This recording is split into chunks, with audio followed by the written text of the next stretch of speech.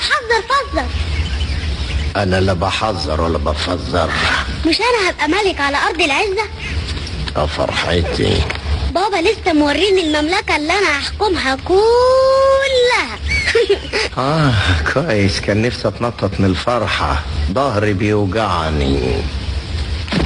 عمو سكار، لما انا ابقى ملك انت هتبقى ايه؟ حباطيشة. انت غريب قوي. ما عندكش فكرة. باباك وراك المملكة كلها، كل حاجة، حتى الضلمة اللي برا الحدود الشمالية. قال لا، وقال لي اياك تروح هناك. طبعا هو عنده حق، مكان خطير زي ده ما يروحوش الا الاسود الشجعان. ما انا شجاع. في ايه هناك؟ اعذرني، ما اقدرش اقول لك. ليه لا؟ سيمبا انا كده بحافظ على سلامة اعز ولاد اخويا. صحيح، ده انا من اخوك الوحيد، وده سبب كافي علشان اخاف عليك. مقبرة الافيال مش مكان امن عشان تروح. مقبرة ايه؟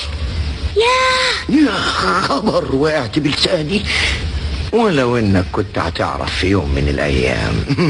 اما انت طلعت شاطر، بس علشان خاطري اوعدني ما تروحش المكان الوحش ده.